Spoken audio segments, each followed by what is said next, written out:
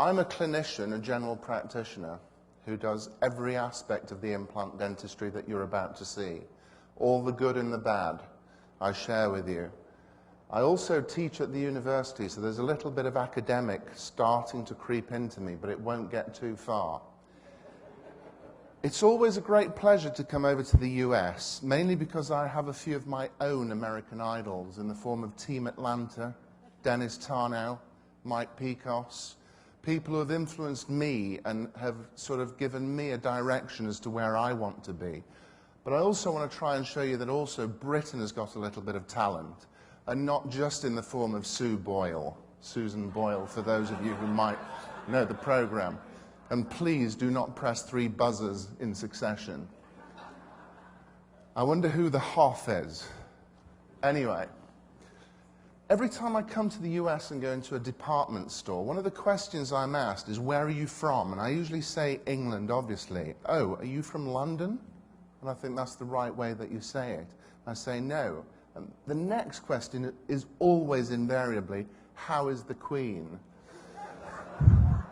Well, I do have to inform you that she enjoys remarkably good health at the moment. And no, I don't know Susan Boyle or Simon Cowell. But anyway, the topic that we were asked to look at is immediate versus staged. Is it still a controversy? Well, I can answer that in 2 seconds and say no. So I might as well just step down, but maybe you won't be happy with just that. What exactly is evidence-based dentistry? Well, it's an integration of looking systematically and analysing the best clinical evidence that we have and integrating that evidence into clinical practice. And it's an integration of several things: our expertise and experience, it's the best clinical available evidence that we have, and patients' wishes, economic constraints, the amount of treatment that they're willing to undergo, etc. Something we have to do is look at the hierarchy of evidence and look at what exactly is good clinical evidence. I work with Marco Esposito at the University of Manchester, and I don't know anyone who is more of a stickler for getting clinical data in the form of a randomized controlled clinical trial with systematic reviews of these, and a lot of trials that we look at are completely knocked out without any hesitation because of the randomization, the bias that comes in, the allocation concealment may be not correct. So it's really quite important. And then we look at the meta-analysis of those, which is a statistical analysis of all the raw data of every RCT that we look at. And eventually we end up with case reports, expert opinions like all of us guys in this room, in inverted commas, and we realize that the strength of the evidence that we have is at the top end, whereas if I show you one case, that's a very, very weak piece of evidence. So, David asked me to look at this staged versus immediate. So we look at this systematic review that was published in 2006 for replacing missing teeth into fresh extraction sockets. The objectives were essentially to try and evaluate the efficacy of this treatment as an immediate, as an early, which is within usually 6 to 8 weeks, or as a conventional after 2 months. Out of this, 22 trials were only included out of a plethora of almost 300-400 that were submitted. What are the conclusions that we came up with? Well, essentially, it is possible, as we know from all the evidence that we've seen, to load implants early. The biggest problem that we had was in the early 6 to 8 week, the highest level of complication. So either you go for the immediate or you go for the delayed and avoid a level of complication. We won't go into too much detail of that. The next systematic review I looked at was the different times of loading. And here we have 4 of the analysis, the latest one in 2009 by one of my MSc students, Hugh Akil. And what we looked at here, conclusion-wise, was essentially that despite only 2 randomized controlled trials that were actually valid data, we had very few complications in the timing of loading with immediate placements. Potential problems could arise in certain hands where surgical problems existed. So the next RCT I looked at was bone augmentation techniques. And the latest one was published in 2008. And some of the objectives that we had to look at here was to test some null hypotheses of there being any difference of utilizing xenograft, for example, with autogenous bone. The conclusions we came up with were quite definitive, and there's quite substantial amounts. Major bone grafting may not be justified, especially in the mandible. Bone substitutes such as xenograft, PepGen, may replace autogenous bone quite successfully. Various techniques on bone augmentation horizontally and vertically, it's still unclear which is the most effective. It's unclear whether augmentation procedures around single implants, as Dennis alluded to, is actually essential. The use of particulate autogenous bone from intraoral locations also might increase infective complications. And these findings were generally based on very few patients having really short follow-up time, and the trials that were there were judged to be of quite a high risk of bias. The next randomized controlled clinical trial I looked at was the dental implant types, and I have to inform you that this included Nobel, Stereos, 3i, Straumann, Astra, Zimmer, and Camlog. Essentially here, this ranges back from 2002 to the current 2008 by Lawrence Murray Curtis, who happens to work in my office as a colleague. Currently, we had 39 trials that we identified, of which only 15 we deemed to have a low risk of bias. And the Cochrane Library, the Cochrane researchers have a very, very strict guideline of what can and can't be included. And of these 15 trials that we have here, we looked at essential conclusions, which came out as primary and secondary objectives, of essentially looking at sites of peri-implantitis. Now, if we look at the conclusions that came up, whoops, we're going a bit too fast here. Let me go back one. The conclusions that we came up with, that there was very limited evidence that smooth surfaces are actually prone to less amount of peri-implantitis. We see that a turn surface might be at a greater risk to fail, which we know, and I don't think you can hardly get a turn surface on an implant today. And then there's no evidence to show that any particular implant system has better superior long-term success rates. And the other significant thing is that all implants demonstrated a similar amount of bone loss. So, are there any advantages that we can achieve through technological breakthrough in getting to 9 years of results like this? And I know that we're looking at a two-dimensional. Is the soft tissue where it needs to be? Well, if we can cone beam every patient, can we justify doing cone beams on everyone? I'm not so sure that we can. Maybe we should be looking at the researchers to tell us essentially that this does work and that we can validify this. But the one thing I tend to see quite a lot with this ankylosing implant system is actual coronal migration of the soft tissue, in that I'm getting a soft tissue gain and sometimes a shortening of the crown length over a period of time. So let's break this down into the zone of osseointegration and the zone of aesthetic stability, or as David Garber refers to it, as the gingival restorative interphase. And these are all dependent on a great deal of features: the macro and micro design, the positioning of the implant, the abutment design, and the material of choice, as Peter Gerke alluded to earlier. We look at the interface, which they've looked at extensively yesterday, and we realize that something is happening that's rather special within this implant system. Henry yesterday alluded to the implant sites as to how we should be looking at preservation, maintenance, or regeneration of these sites. Now, we know full well that when we have a site on the far left of the screen, that this is the ideal type 1 site to work in. The type on the right of the screen Maybe it's ideal to work with, but within different parameters. And let's look at those parameters. When we're making a decision for regeneration, what we need to do is set limits and define our parameters.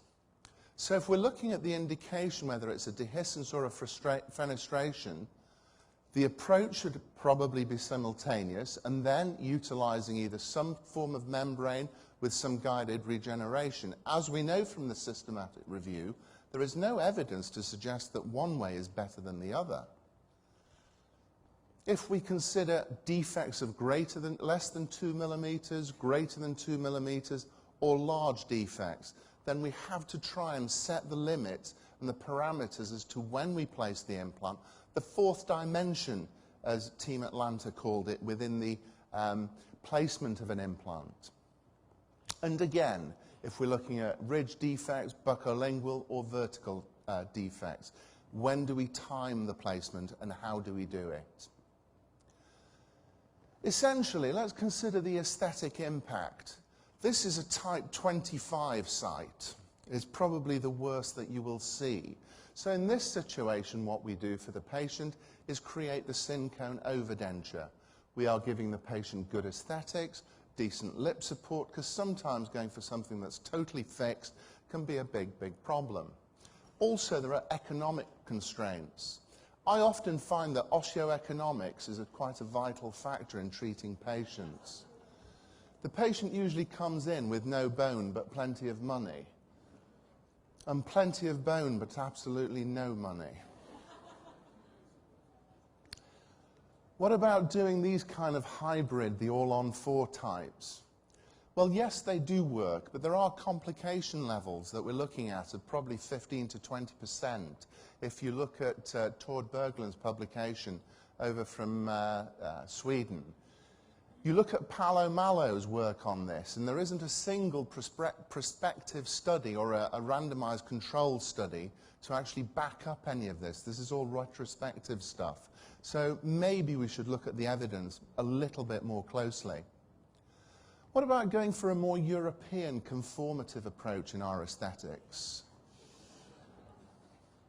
Where we look at something in color, and yes, I know the soft tissues don't look great.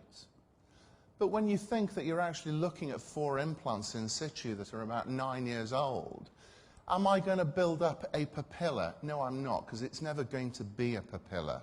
It's soft tissue that's between implants. It can't be a papilla because an interdental papilla contains, as Dennis pointed out this morning, fibers, supracrestal fibers. Unless we can consider that hemidesmosomal attachment to the surface of the abutment is our substitute for supracrestal, then maybe we're getting somewhere. What about other cases? Again, do you have venereal disease here in the US? I mean, where you put veneers on everything.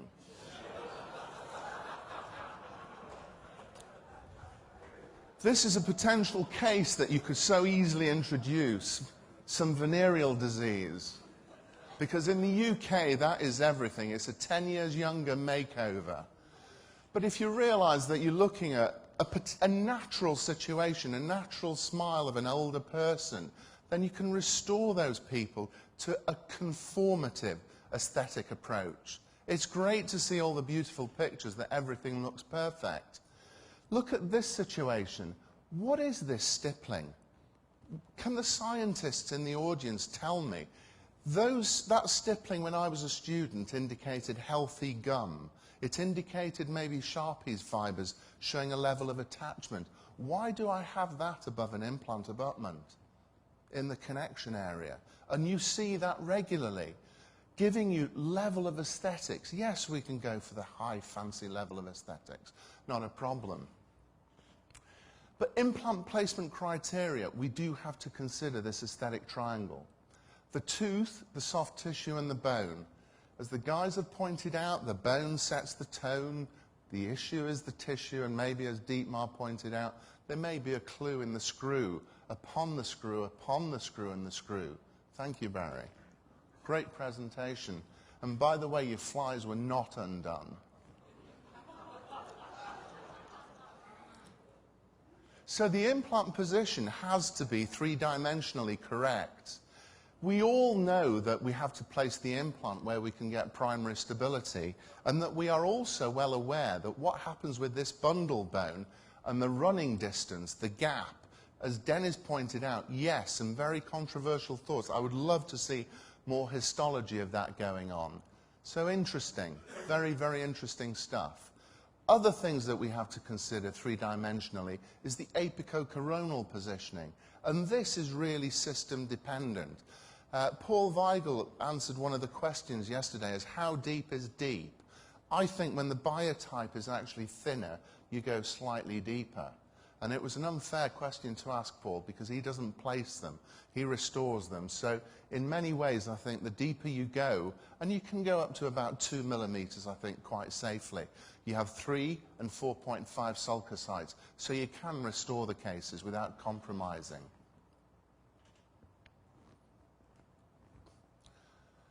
So, look at the case that we had in question and where we started on this one. A 9-year result.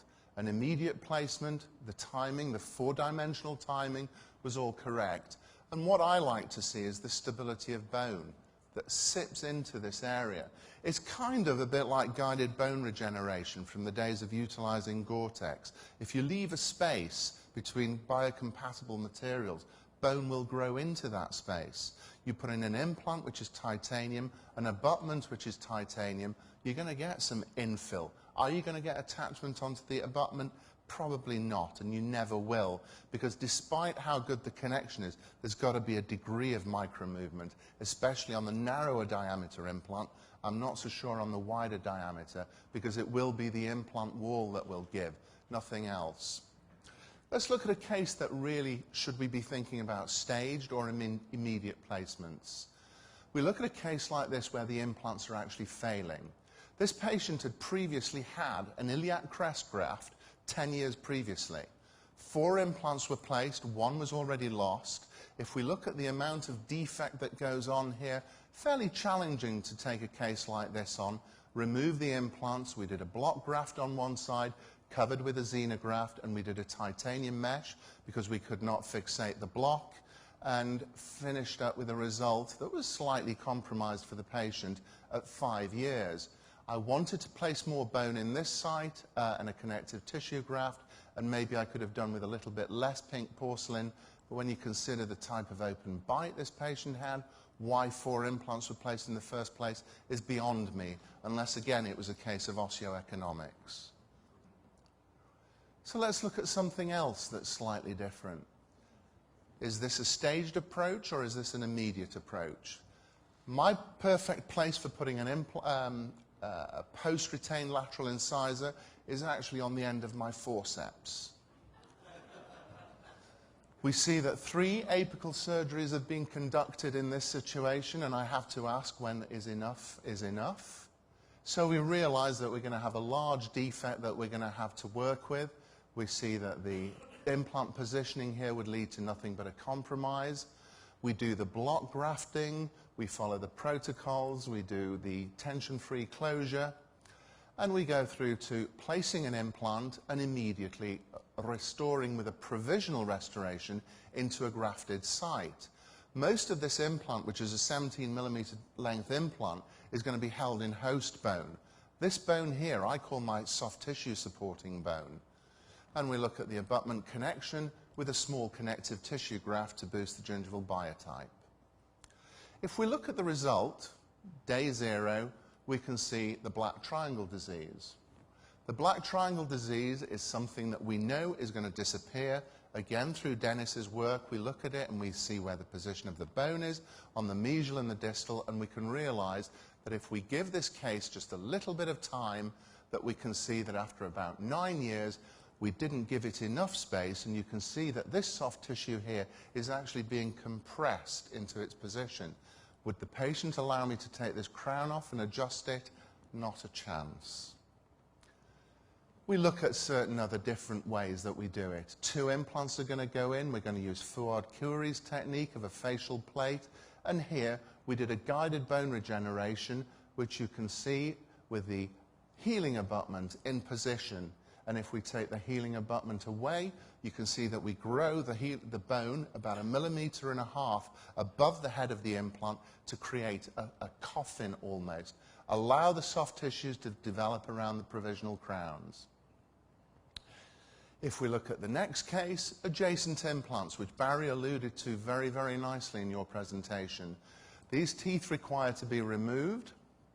We place the teeth in a staged approach because there is no rush or anything to put provisional restoration there.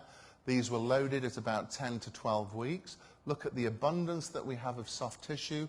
You may question why I've used a very narrow healing abutment here. Well, it was the only one that I had in the office, so the compromise had to be made.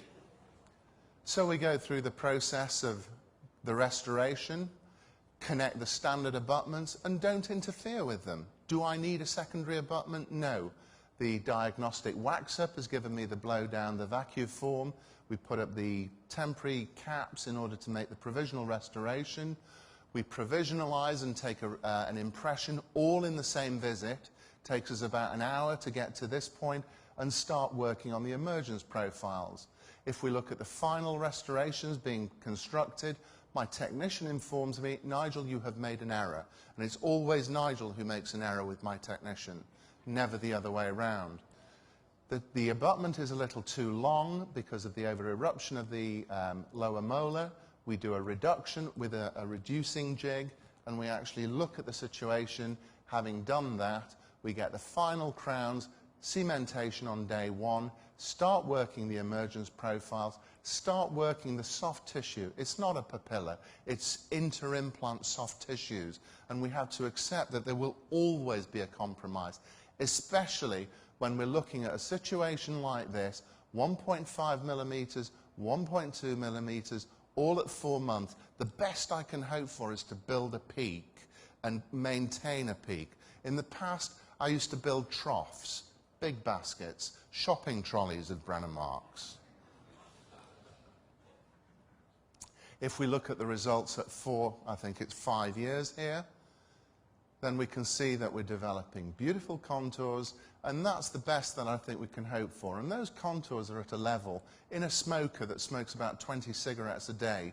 Disgusting habit, but that's another issue. Another case, an immediate load case, where we look at taking some teeth out, putting some implants in. George Ossius Romanos has covered that very eloquently, and I refer to my good friend George as Ossius Romanos, the Greek god of bone, because he seems to build up so much of this bone. So we go through the process of starting the whole case. There's the smile, the temporary restoration. Notice I keep the temporary slightly short to allow this soft tissue to sit literally on titanium. Then we go through the process of taking an impression. Like Barry said, why interfere with these? Why incur extra expense? Not necessary. Do the bite registration, do the metal try-in, from the metal try-in through to the final result, and if we see the result with the retracted, we can see that that is quite happy at, I think it's 7 years. Now then, you can see in England that we do some quality root canal work. We're marginally short of the apex with a tiny ferrule effect on the post, and the crown kind of fits just about where it touches. This is the situation in 2000. There's a fracture here, trauma. Now, this young lady was a television presenter, and basically she said to me, when I come into your office, you cannot change the way I look, the way I sound, the way I smile, anything about me, in whatever treatment that you are considering. So I sat there and said to my staff, well, Nigel, there's no pressure there then, is there? So we decided to go through the process of analysing, taking the tooth out, doing it in a very atraumatic fashion, using the old rope trick to determine exactly where the implant needs to go.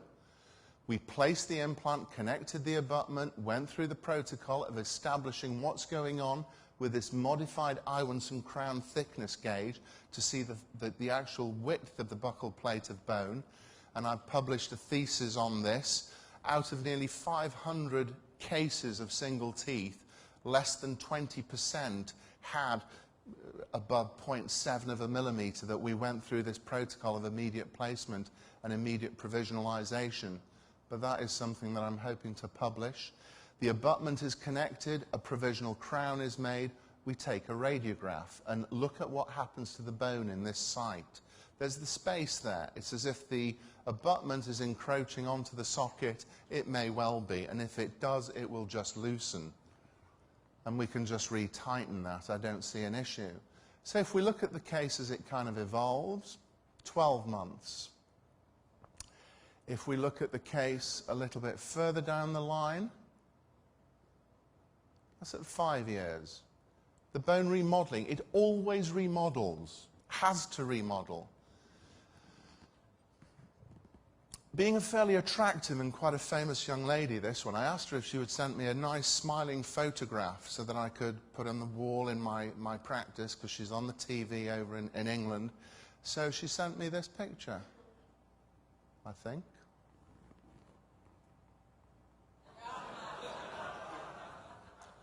Now, I think she got her implant surgeons kind of mixed up.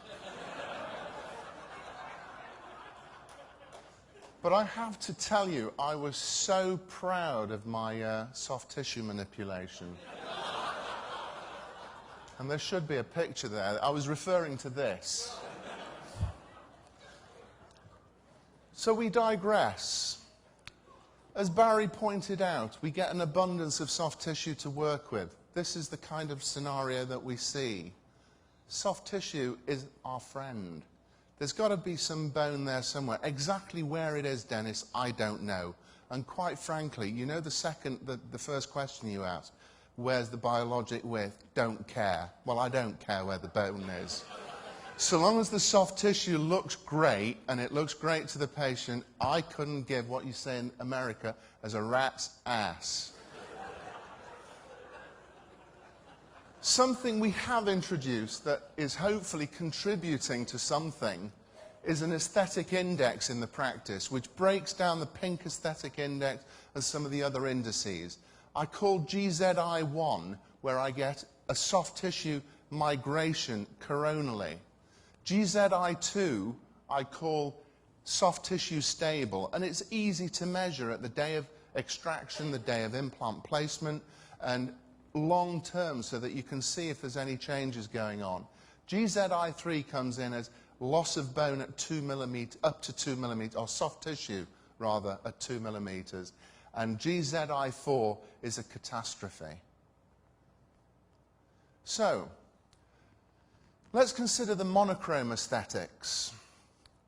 Now then, these slides that you see here in these radiographs, this one here and this one there are mine. The rest of them belong to my students in the first year of the master's program in implantology, and this is their collective effort over 1 year of implant placements. Now, I'm sure most of you will probably do this in 1 day, that number of implants. It's only 12 implants. And that's the kind of results that you have from people who appear to be naturally gifted as right-handers, but are born with 2 pairs of left hands. And you've seen them operate. Situation of 0 months. Let's look at it at 4 years. Maintaining peaks. That's all I can do. Not shopping trolleys of Brandenmark baskets or whatever, but the peaks of bone. Let's look at the adjacent implants that Barry was showing earlier, the 10 cases. Yeah, we can get them. Let's have a look at a few more. There's 30 cases. Yes, the bone stays. They're peaks, and that's the best I can hope for. So let's summarize on what we've been doing, because I've got 1 minute 26 seconds left. Let's do a staged approach where we think there's going to be a compromise that will ensue, whether it be a hard or a soft tissue problem. If primary stability is going to be an issue, then we've got to reconsider. We've got to have adequate hard and soft tissue. We've got to establish what I would call a unique abutment connection. And that alludes to Henry's lecture yesterday, to Dietmar's, to Paul Weigel's, Marco and Adriano, where we're looking at, when I say a one-time one abutment, I don't mean just that. I think it's more multifaceted. You have to have a connection that is unique, and you do have a unique connection in this. We were talking yesterday about what happens if you look down with a high-speed camera. There's a publication by my friend Marcus Aboud who has done just that. And yes, the ankylos does open ever so slightly, as Dennis pointed out, but because the length of the connection is so long, it doesn't leak because of that problem. If you go on to the wider diameter implants, there is no movement. But there's got to be some deformation. All we're looking at is pure engineering and its mechanics. You can't reinvent the wheel. We want something that is going to support soft tissues. And all I know that supports soft tissues in dentistry is bone. If you can maintain the bone, you have an even chance. Utilizing ankylos is a little bit like saying, I'm going to send you to Vegas, but what I'm going to do is I'm going to give you a loaded dice. Go and play the tables. You go and play with ankylos, go and work with it. Even if you don't want to buy the system, again, I don't give a rat's ass, because it doesn't make any difference to me. Use it for your friends and your family, the people you care about. Maybe you care about your patients as well. I hope you do, because I do. That's why I turned onto this system. Marginal bone integrity. How many people actually use ankylos in the audience? I should have spoken more to this side. Can I have a show of hands as to how many of you genuinely see a large amount of peri-implantitis with ankylos? Not one. And I'm in the same camp. Does anybody have peri-implantitis in their practices? Everybody. It's kind of scary, isn't it? I would like to see that we can maintain marginal bone integrity. And I would like to think that we can make peri-implant mucositis and peri-implantitis history. Another thing I'd like to think is that the implants that I place are in my patient's mouth for life. Is it a possibility? Is it a dream? Well, we're getting there, so long as I retire soon. I was a little disturbed, George, to see that you were saying that you only remove the abutments at death. They're not that expensive. You don't have to recycle.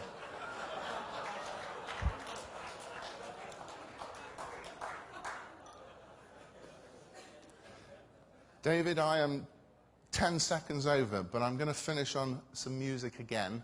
I thank you all for the invitation to have me here as part of my extended US family. Really appreciate it. The social side of it's been fantastic, again, amongst friends. Thank you all for the time that you've taken to come down to Key Biscayne. God, it's a terrible place to have to visit, isn't it? And thank you for your attention.